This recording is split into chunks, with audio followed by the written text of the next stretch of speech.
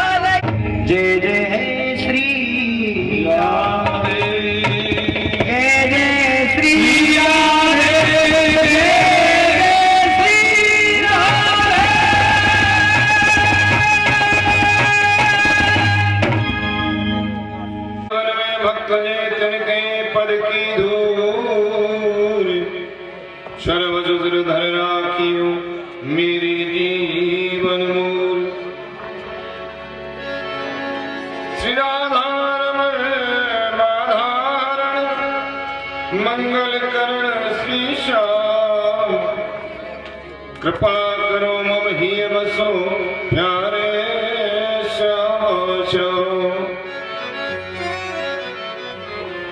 जानकी वल्लभ लाडले श्री प्यारे हनुमान आए के आसन ग्रहण करो तुम बारंबार प्रणाम मैं तो ब्रज रतन तुर बैठ के पल भर करूं विश्राम ब्रज रज मुख में डार के सब बोलो राधे श्याम जय जय श्री राधा रमन जय जय नवल किशोर जय चित चोर प्रभु जय जय माखन चोर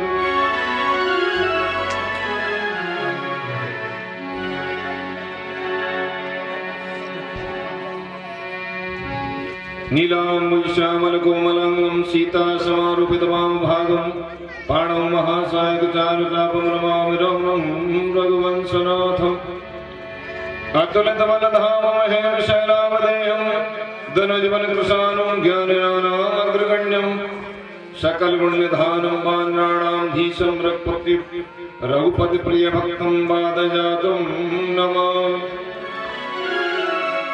कर्पूरगौरं करुणावतारं संसारसारं भुजगेन्द्रहारं सदा वसन्तं हृदयारविन्दे भवं भवानी सहितं नमामि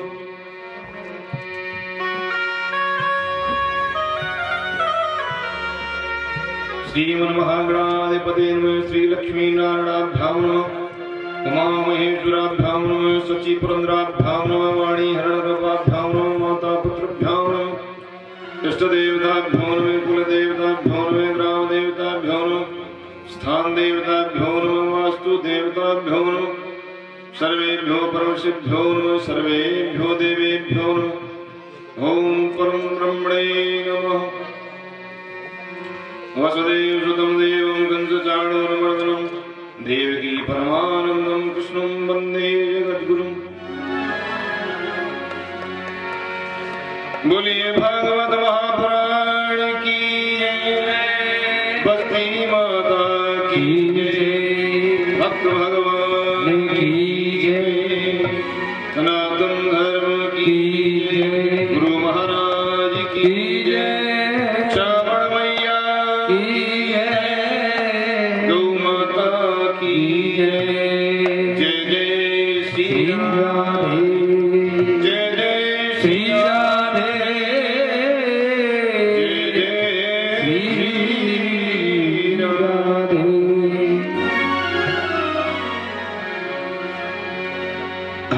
सभी भक्तगण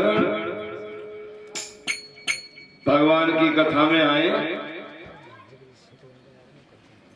और आकर के अपने जीवन का पुण्य लाभ प्राप्त करें। जो कारणवश नहीं आ पा रहे हैं, क्योंकि खेतीबाड़ी का काम है। जो नहीं आ पा रहे हैं वो खेती में भी काम करते रहें, और यदि आवाज आ रही हो तो भगवान की कथा को वहीं से सुनते रहें।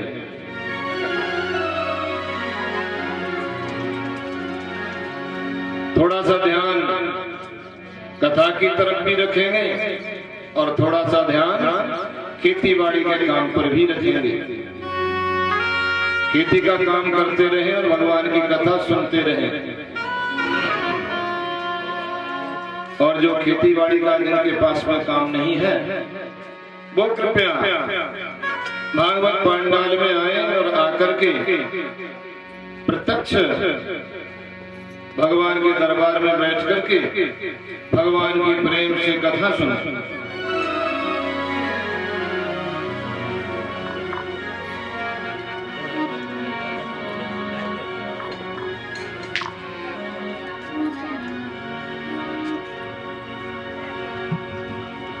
तो प्रथम अपनी इष्ट देव राधा रानी का सभी स्मरण करेंगे, प्रेम से अपने मन को राधा रानी के चरणों से लगाएंगे और बैठ करके झूमते हुए राधा रानी को मनाएंगे, राधा रानी को याद करेंगे।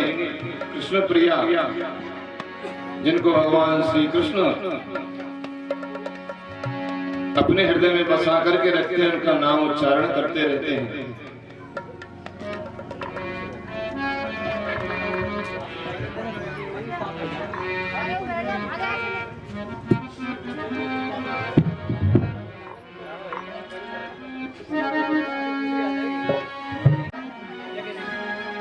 और मिश्री सो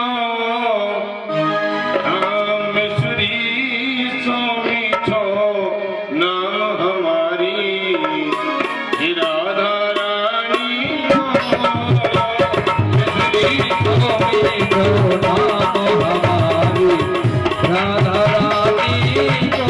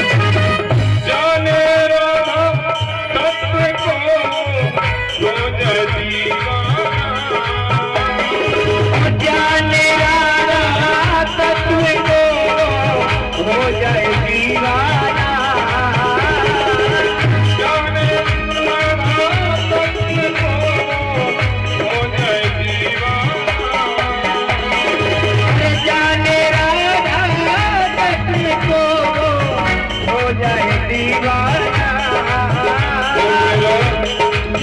वो मेरा कोटि कोटि प्रणाम हमारी राधा रानी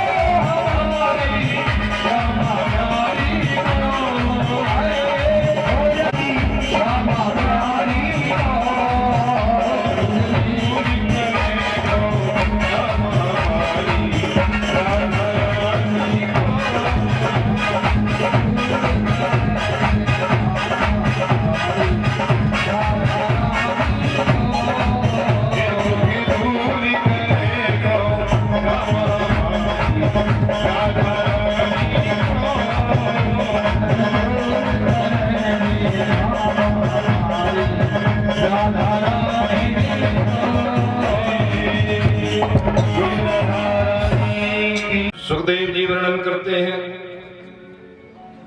राजा देवों के साथ हुए संग्राम में पराजित होने पर दैत्यों ने शुक्राचार्य का आश्रय लिया।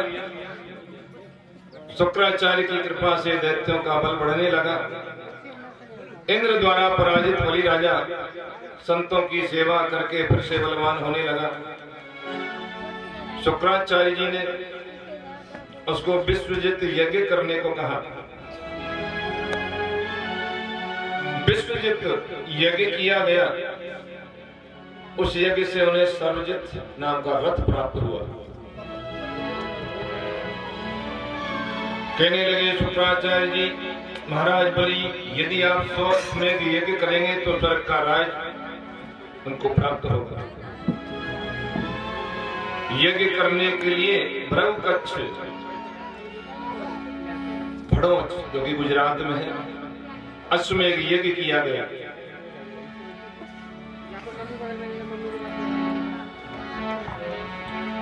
देवताओं की माता अदिति दुख से संतप्त हो गई। कश्यप ऋषि कारण पूछते हैं कि जब राजा बलि 100 अश्वमेघ यज्ञ कर लेगा तो स्वर्ग का साम्राज्य उसे प्राप्त हो जाएगा। मेरे पुत्र यानी कि देवता फिर कहां जाएंगे? अदिति ने कश्यप की अत्यधिक सेवा करके वर मांगा कि मेरे पुत्रों को स्वर्ग का राज्य वापस प्राप्त हो। कश्यप ने कहा, देवी तुम पयोव्रत करो। फाल्गुन के महीने में ये व्रत करना है। विधि पूर्वक व्रत करने से स्वयं भगवान तुम्हारे घर आएंगे।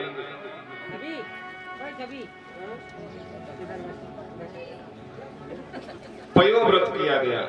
माता अदिति ने पयोव्रत किया। अदिति और कश्यप नारायण का ध्यान करने लगे। उनकी वृत्ति नारायणाकार हो गई। उनके घर नारायण पधारे। अदिति मैया सगर्भा हुई, 9 महीने पूर्ण हो गए। आज अदिति तन्मयता से प्रार्थना कर रही हैं कि भगवान कब प्रकट होंगे, लेकिन आतुरता के बिना भगवान नहीं आते हैं। आतुरता का अर्थ है हम जैसे संसार में आसक्त हैं, संसार के प्रत्येक कार्य के लिए आतुर रहते हैं, जी जान से दिल से संसार के कार्यों में आतुर हैं। वही आतुरता, वही आसक्ति भगवान के प्रति होनी चाहिए। केवल प्रभु प्राप्ति की कामना शेष रहे और कोई कामना न हो। जब तक प्रभु प्राप्ति नहीं हो जाए तब तक चैन नहीं पड़ेगा, एक पल भी, एक क्षण भी चैन नहीं आए। ऐसी आतुरता। एक शिष्य अपने गुरुदेव से पूछता है, गुरुदेव भगवान की प्राप्ति के लिए कैसी आतुरता की आवश्यकता है? गुरुजी कहने लगे, उपदेश क्रियात्मक होना चाहिए। नदी में स्नान करने के लिए गए गुरु शिष्य दोनों।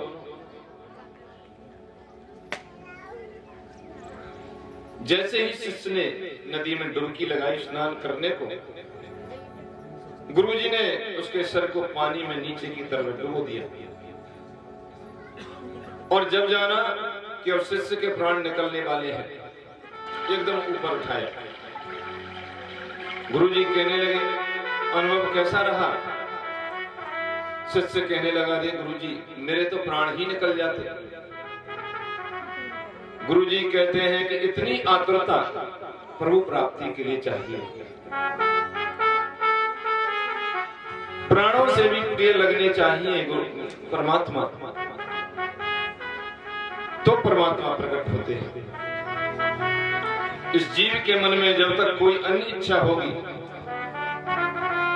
किसी भी यानी कोई दूसरा अस्तित्व होगा, तब तक भगवान नहीं आएंगे। परम पवित्र समय आया है, भादों का महीना, शुक्ल पक्ष की द्वादशी के दिन मध्याह्न काल में माता अदिति के सम्मुख वामन भगवान प्रकट हुए। माता अदिति को केवल आभास कराया था कि उनके पेट में, उनके उदर में गर्भ है, लेकिन वामन भगवान या भगवान का कोई भी अवतार प्रकट होता है। भगवान प्रकट होते हैं, जन्म नहीं लेते। जो जन्म लेता है उसकी मृत्यु निश्चित होती है। भगवान तो प्रकट होते हैं, अपनी लीला से प्रकट होते हैं और अंतर ध्यान हो जाते हैं। भाई प्रकट कृपाला, भाई प्रकट गोपाला। ये जन्म और मृत्यु तो सांसारिक जीवों के लिए है, क्योंकि अपने अनेक प्रारब्धों में जीव फंसा हुआ है। प्रारब्ध के अनुसार जैसे उसने कर्म किए, उसी के अनुसार उसे दूसरा जन्म प्राप्त होता है। लेकिन भगवान इस सब से मुक्त है, वो स्वयं प्रकाश है। वामन भगवान प्रकट हुए हैं, चारों ओर उजाला छा गया, हृदय आनंद से भर गया। कश्यप भी वामन का दर्शन करने के लिए दौड़ते हुए आए। माता पिता को भान कराने के लिए वामन भगवान ने अपना चतुर्भुज स्वरूप का दर्शन कराया। माता पिता का हृदय आनंद से भर गया, उनका मुख हृदय भगवान की जय जयकार कर रहा है। भगवान नारायण का चतुर्भुज स्वरूप अदृश्य हो गया और वे 7 साल के छोटे से बटुक बन गए, 7 साल के बालक बन गए। सुंदर लंगोटी है, मुख पर दिव्य तेज झलक रहा है। ब्रह्मादि देवता वहां पधारे हैं। उन्होंने कश्यप अदिति को बधाई देते हुए कहा कि आपका गृहस्थाश्रम सफल हो गया, सार्थक हुआ। आज आप जगत पिता के भी माता पिता बन गए। हम सब भी गृहस्थी हैं और गृहस्थाश्रम की सफलता किसमें होनी चाहिए? अपने गृहस्थ धर्म को ईमानदारी से अपने कर्तव्य कर्मों को पूरा करें, ईमानदारी से अपने परिवार का पालन करें। जो भी उत्तरदायित्व हमारा है, हम पिता हैं तो पिता का उत्तरदायित्व पूरा करें, माता है माता का उत्तरदायित्व पूरा करें, पुत्र है जो पुत्र के कार्य हैं वो पुत्र करें। ईमानदारी से सांसारिक कर्तव्यों को पूरा करते हुए भगवत प्राप्ति के लिए साधन बनाएं, भगवान का भजन करें, स्मरण करें। भाई माँ बाप का कर्तव्य तो वही पूरा हो जाता है जब वो संतान का परिपालन कर दे, पढ़ा लिखा करके उनको किसी धंधे से लगा दे, शादी कर ले, उसके बाद में माता पिता का कर्तव्य कर्म समाप्त हो जाता है। उसके बाद में तो केवल परमात्मा के लिए जीना चाहिए, भगवान का भजन करें और भगवत प्राप्ति के लिए साधन करें, भगवत प्राप्ति करें। यही जीवन का उद्देश्य है और इस जीवन का कोई उद्देश्य नहीं है।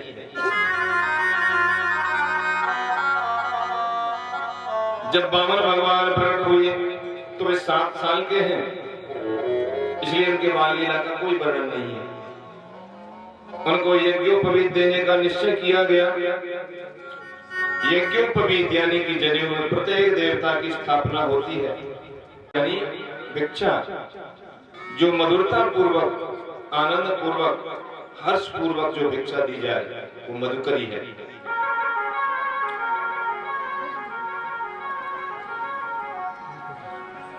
वामन भगवान भिक्षा के लिए गए हैं। कहां गए? मैया पार्वती के यहाँ। ओम भगवती भिक्षाम देहि में। मैया पार्वती जी ने वामन भगवान को भिक्षा दी, गुरु जी के सामने ला करके रख दिया। गुरु जी कहने लगे भिक्षा बहुत कम है। तो वामन जी ने किसी बड़े यजमान के पास में भेजा, वामन जी को राजा बलि के पास में भेजा। जाओ, राजा बलि अश्वमेध यज्ञ कर रहे हैं, वहां से बड़ी सी भिक्षा लेकर के आओ। वामन भगवान बलि की यज्ञशाला में पहुंचे हैं, लंगोटी पहने हैं, पादुका है, हाथ में कमंडल है, छत्र है, दंड है, कमर पर मुंज मेखला है, बगल में मृगचर्म है, सिर पर जटा, गले में यज्ञोपवीत, मुख पर ब्रह्म तेज है। नर्मदा नदी के किनारे पर यज्ञ मंडप बना हुआ है। ब्रह्म तेज छुपाए से नहीं छुपता है। सभी ऋषि संत महात्मा उनको देख करके कहने लगे, क्या साक्षात सूर्य इस रूप में आए हैं? ये कौन सा ब्राह्मण कुमार है? मुख पर इतना दिव्य तेज झलक रहा है। ब्राह्मणों ने उस ब्रह्मचारी वटक का स्वागत किया तो राजा बलि देखने लगे, उनका स्वागत करने लगे। स्वागतम तेन वस्तुभ्यं ब्रह्मन् किं कर्वामते। ब्रह्मर्षीणां तपा साक्षात् मन्ये त्वार्येव वपुर्धर्मम्। राजा बलि कहने लगे, हे ब्राह्मण कुमार, आपका स्वागत है, मैं आपको नमस्कार करता हूँ। ऐसा जान पड़ता है कि बड़े बड़े ब्रह्म ऋषियों की तपस्या स्वयं मूर्तिमान होकर के मेरे सामने आई है।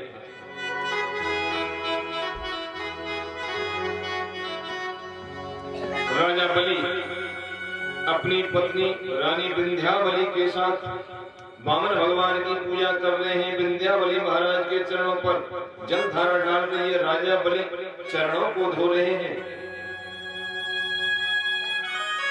ब्राह्मण प्रसूत का पाठ कर रहे हैं। राजा चरण सेवा करते हुए कहने लगा कि आप जैसे पवित्र ब्राह्मणों का चरणोदक मिलने से मैं पवित्र हुआ।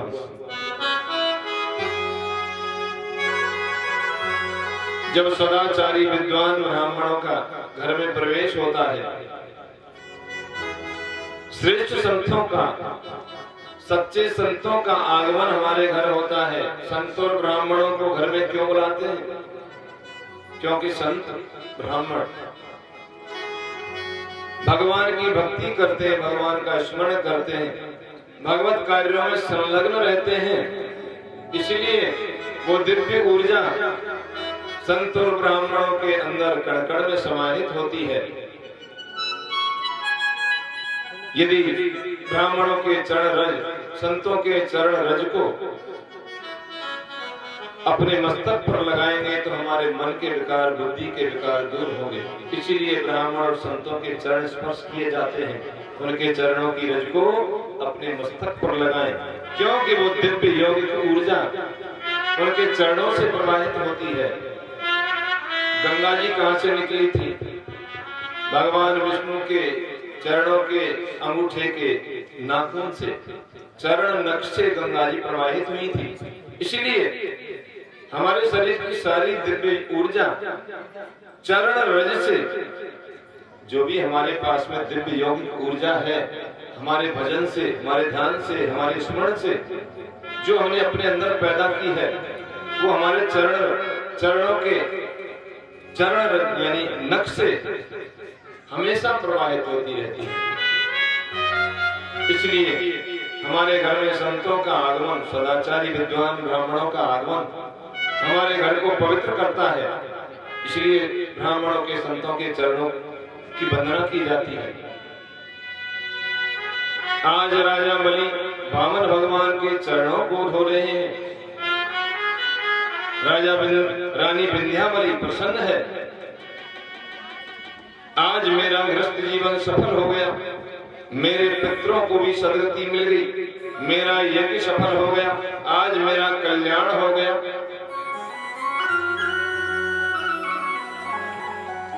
लेकिन आज का मनुष्य अपने अहंकार में सब कुछ भूल गया है, सम्मान करना नहीं जानता। सम्मान करने से हमें स्वयं को लाभ होता है। अहंकार में रह करके, अहंकार में जी करके क्या ले लेंगे? नम्र बनिए, नम्र बनेंगे तो भगवत कृपा होगी, कुछ पालेंगे। यदि बड़े बन करके रहे, गुरु बन करके रहे तो कुछ नहीं मिलेगा। सब कुछ मिलता है नम्रता से। नम्र बन जाइए, अहंकार को दूर फेंक दीजिए। इस जीवन का यदि कल्याण करना है तो नम्र बनिए, छोटे बनिए, तभी कुछ प्राप्त होगा।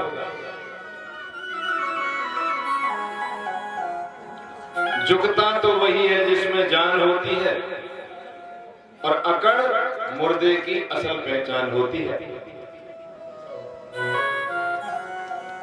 हमें झुकना सीखना चाहिए। झुकेंगे तो कुछ प्राप्त कर लेंगे, और इसी तरह से अकड़ में बने रहे तो सबकी तरह, मुर्दे की तरह जीवन को व्यतीत कर जाएंगे, कुछ हाथ नहीं लगेगा। आज रानी विंध्यावली धन्य हो गई, महाराज बलि धन्य हो गए। बलि राजा कहते हैं, मैं सोचता हूं कि अपना सब कुछ आपको अर्पित करके मैं वनवासी बन करके ईश्वर भजन में लीन हो जाऊं। सुखदेव जी वर्णन कर रहे हैं,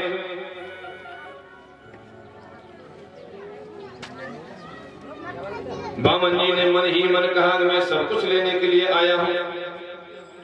राजा कहने लगे, महाराज मुझे ऐसा लगता है आप कुछ मांगना चाहते हैं। जो भी चाहिए ये संकोच होकर के मांग सकते हैं।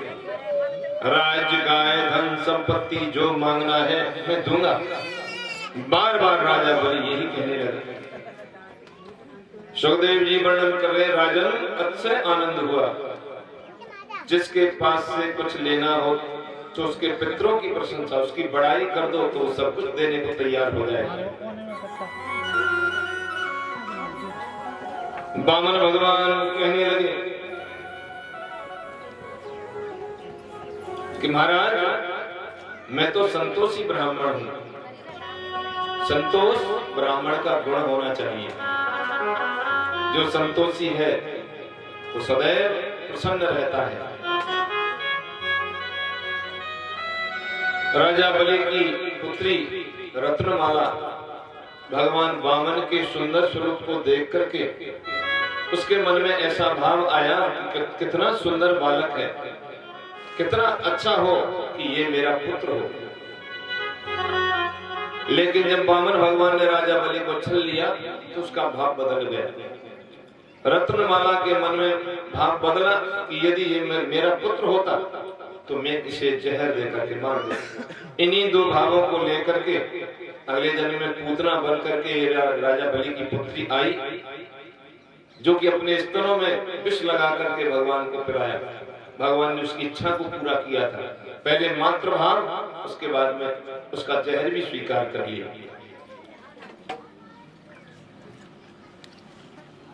वामन भगवान ने राजा बलि के पितरों की प्रशंसा की, तुम्हारे पूर्वजों ने बहुत तपस्या की, बड़े दानी थे राजा बलि। कहने लगे महाराज मुझे कुछ नहीं चाहिए, आप मुझे केवल 3 कदम पृथ्वी का दान कर दीजिए।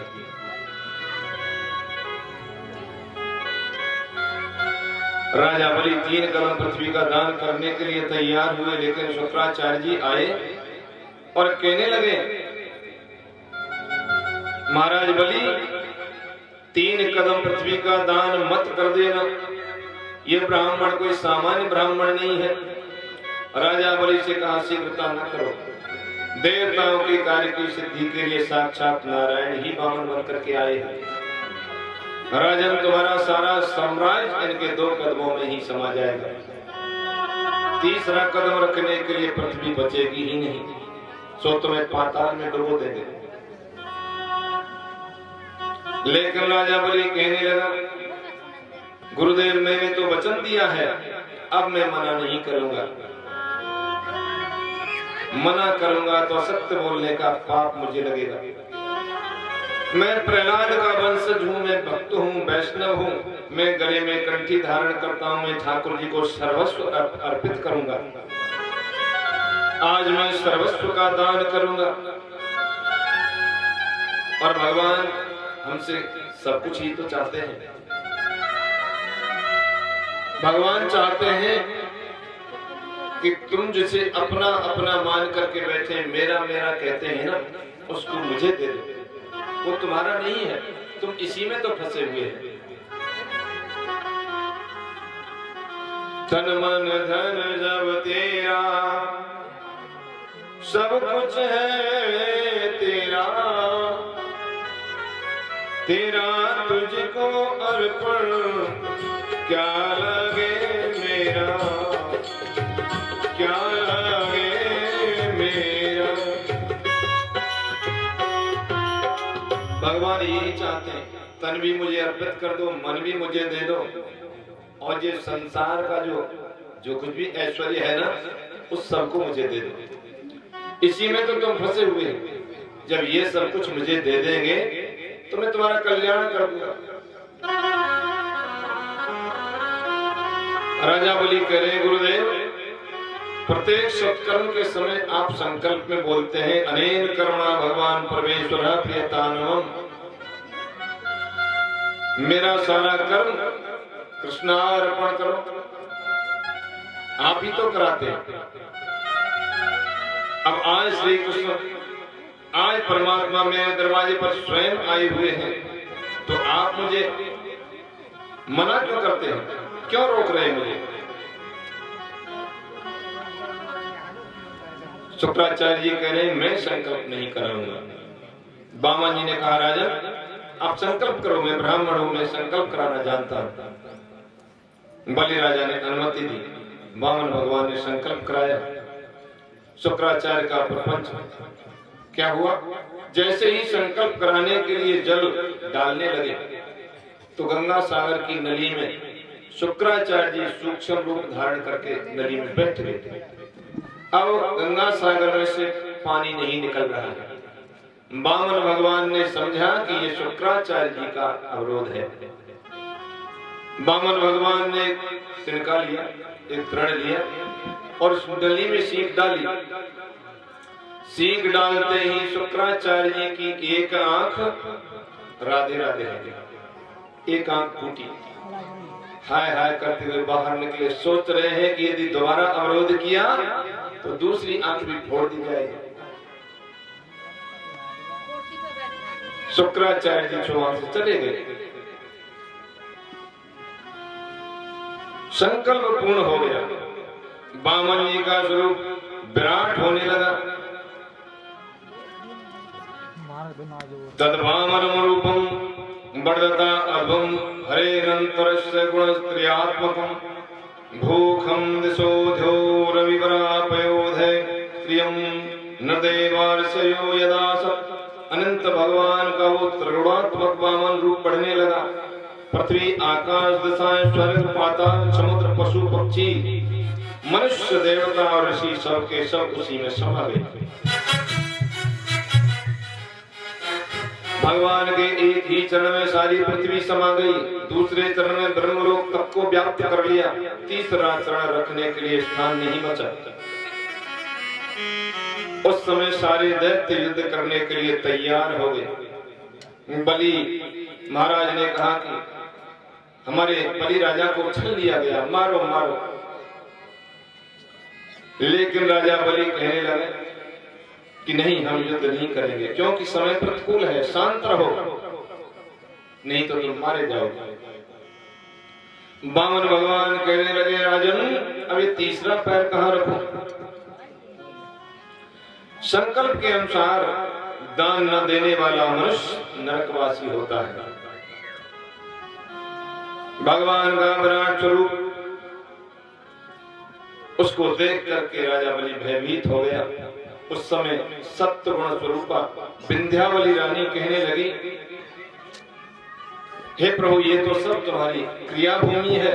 इस शरीर पर भी जब जीव का अधिकार नहीं है तो संपत्ति पर, संतति पर कैसे हो सकता है?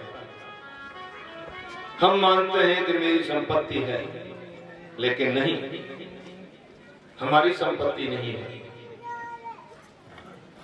जब हमारा जन्म हुआ तो जो कुछ हमने उपयोग किया, जो कुछ लिया, वो यहीं से लिया। और जब हम यहां से जाएंगे तो सब कुछ छोड़ करके चले जाएंगे। जो लिया वो यहीं से लिया, अपने जीवन में उपयोग किया, छोड़ करके चले गए। इसी तरह से आते रहते हैं, जाते रहते हैं। ये भगवान का सामान है। इस भगवान ने इस सामान को सबके उपयोग के लिए रखा हुआ है और हम इसे अपना मानते हैं। बस यही फंस जाते हैं। मैं और मेरा, मैं और मोर तोड़ ये है माया। इसी को तो माया कहते हैं। इसी माया में हम फंसे रह जाते हैं और अपने जीवन के लक्ष्य से भटक जाते हैं। जीवन का लक्ष्य संपत्ति, धन दौलत इत्यादि नहीं है। जीवन का लक्ष्य प्रभु प्राप्ति है। मनुष्य शरीर प्राप्त करके प्रभु प्राप्ति हो जाए, यही जीवन का एकमात्र उद्देश्य है, यही जीवन का लक्ष्य है। लेकिन हम धन दौलत इत्यादि, तुलसीदास जी कहते हैं कि पर धन को माटी गिने, पर नारी मात समान, और इतने पर हरे नहीं मिले तो तुलसीदास जमान। आत्मवत सर्वो मात्रवत परदारेषु परद्रव्येषु लोष्टवत आत्मवत सर्वभूतेषु यह तिष्ठति सह पंडितः। प्रत्येक स्त्री में माँ, बहन और बेटी को देखे। हमारी उम्र से बड़ी है वो हमारी माँ के समान है, वो हमारी माँ है। हमारी उम्र के बराबर है वो हमारी बहन है। हमारी उम्र से जो छोटी है वो हमारी पुत्री है, बेटी है। उसी तरह से स्त्रियों को सोचना चाहिए कि हमारी उम्र से जो बड़े हैं वो हमारे पिता तुल्य हैं, सभी पिता हैं। हमारी उम्र के जो बराबर हैं वो हमारे भाई हैं। हमारी उम्र से जो छोटे हैं वो हमारे पुत्र के समान है। मात्रवत परदारेषु और परद्रव्येषु लोष्टवत, पराया धन मिट्टी के समान मान करके उसका त्याग कर देना चाहिए। और आत्मवत सर्वभूतेषु, सभी जीवों के अंदर वही परमात्मा बैठे हुए हैं। उसी परमात्मा का निवास है, आत्मा परमात्मा। इस तरह से जब हम जिएंगे, अपने जीवन को जिएंगे, तो अपने लक्ष्य की तरफ हम अग्रसर होंगे, अपने लक्ष्य को प्राप्त कर लेंगे। हमारे जीवन का उद्देश्य अधिक धन कमाना नहीं होना चाहिए। हमारे जीवन का उद्देश्य होना चाहिए कि मरने से पहले पहले भगवान के दर्शन हो जाए, भगवत प्राप्ति हो जाए। ये हमारे जीवन का लक्ष्य होना चाहिए। संपत्ति और संतति पर हमारा कैसे अधिकार हो सकता है? शरीर मिट्टी से बना हुआ है। रानी विंध्यावली कहने लगी, ठाकुर जी को प्रणाम करो और कह दो कि हे प्रभु, अपना तीसरा कदम मेरे सिर पर रख लीजिए। राजा बलि ने प्रणाम किया और भगवान से कह दिया कि अपना तीसरा कदम मेरे सिर पर रख लीजिए। पदम तृतीयम शीर्षे में निजम, मेरे मस्तक पर ही आप अपना तीसरा चरण रखिए। बलि राजा के हृदय में जब दैन्य भाव आया तो परमात्मा का हृदय पिघला। भगवान ने कहा, तुमने मुझे सर्वस्व का दान किया है, इसलिए मैं तुम्हारा ऋणी हो गया। जो तन मन धन सब कुछ हम परमात्मा को दे देते हैं तो भगवान हमारे ऋणी हो जाते हैं। नौकर यदि मालिक का काम करेगा तो मालिक उसको वेतन देगा। हम उसके दास हैं, वो हमारा स्वामी है। हम स्वामी का कार्य करेंगे तो हमारा स्वामी हमारा ऋणी होगा। हनुमान जी ने प्रभु काज किया था, भगवान का कार्य किया था। भगवान ने कहा, हे हनुमान, मैं तुम्हारे ऋण से कब कैसे ऋण दूंगा? मेरे ऊपर तुम्हारा बहुत ऋण बना हुआ है। प्रभु की सेवा करेंगे, प्रभु के भक्त होकर के, प्रभु के दास बन करके रहेंगे तो भगवान की कृपा हमारे ऊपर बरसती रहेगी। भगवान हमारे ऋणी हो जाते हैं। भगवान कहते हैं कि मैं हूं भगतन को दास, भगत मेरे मुकुट मणि। अपनी सेवा से भक्त मुझे अपना दास बना लेते हैं। मैंने इंद्र आदि को स्वर्ग का राज दिया, लेकिन तुम्हें पाताल का राजा बनाता हूं। आज से प्रत्येक दरवाजे पर मैं तुम्हारी चौकसी करूंगा। इंद्रसेन महाराज यही भो भद्रमस्तुते, स्वतलम स्वर्ग भी प्राज्ञम ज्ञाति भी परिवर्तिता परिवारिता रक्षसे सर्वे ते अहम त्वाम सार्वगम सपृच्छिदम सदा सन्निधम वीर तत्र माम दक्षते भवान। कि कहां का राजा बना दिया? पाताल का। और बामन भगवान चतुर्भुज स्वरूप धारण करके राजा बलि के चारों दरवाजों पर पहरेदार बन करके बैठ गए। वैकुंठ सूना हो गया। मैया लक्ष्मी ने जाना नारद जी के द्वारा। नारद जी ने बताया कि मैया, भगवान तो राजा बलि के पहरेदार हो गए हैं। लक्ष्मी जी पाताल में गई हैं। राजा बलि को कहा, भैया मेरा कोई भाई नहीं है, मुझे आप अपनी धर्म की बहन बनाओ। राजा बलि कहने लगे, तो मेरी भी कोई बहन नहीं है, मैं भी तुम्हें धर्म की बहन बनाता हूं। अतः रक्षाबंधन का दिन आया। लक्ष्मी जी ने राजा बलि को राखी बांधी। राजा बलि कहने लगे, बहन आज के दिन भाई बहन को कुछ उपहार देता है, बताओ तुम्हें क्या चाहिए? लक्ष्मी जी कहने लगी, हे भैया मेरे स्वामी को मुक्त कर दो, ये मेरे नारायण हैं, नारायण के बिना मैं कैसे रहूंगी? लक्ष्मी जी नारायण भगवान को मुक्त करा करके लाई।